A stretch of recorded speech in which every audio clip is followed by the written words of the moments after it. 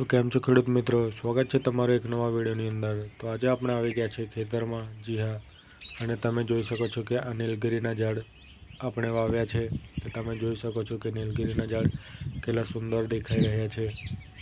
તો તમે જોઈ શકો છો કે આપણે નીલગિરીના ઝાડ કર્યા છે અને તેની વચ્ચે તમે જોઈ શકો છો કે આપણે ઘઉં પણ કર્યા છે। તો તમે આ જોઈ શકો છો કે આપણે ઘઉં પણ કર્યા છે। તો તમે જોઈ શકો છો કે ઘઉં કેટલા સુંદર છે અને મસ્ત રીતે ઉગી નીકળ્યા છે।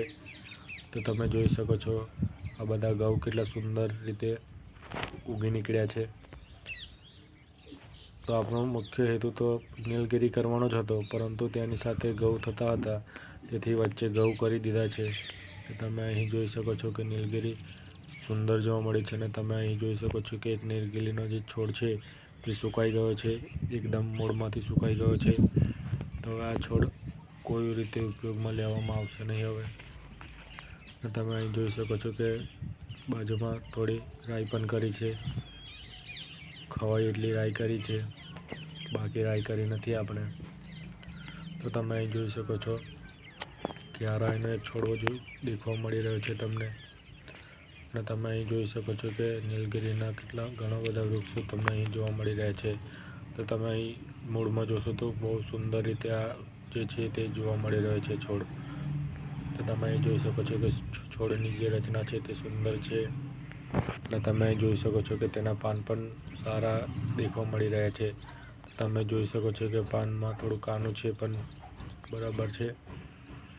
તો તમે જોઈ શકો છો કે તેના પાન પણ એક પાન તમને લાલ પણ જોવા મળી રહ્યું છે। તમે જોઈ શકો છો લાલ પાન। તો આપણે જે પણ લાલ પાન હતું તે તોડી લીધું હતું। તો તમે હવે જોઈ શકો છો કે કેટલા એરિયામાં આપણે નીલગિરીના વૃક્ષો વાવ્યા છે। આ વૃક્ષો વાવ્યાના 6 મહિનાની ઉપર થઈ ગયું છે।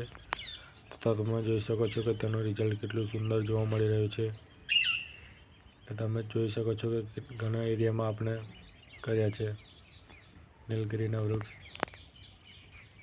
તો નીલગિરીના પાન પણ તમે જોઈ શકો છો કે કૂણા પાન હમણાં જોવા મળી રહ્યા છે।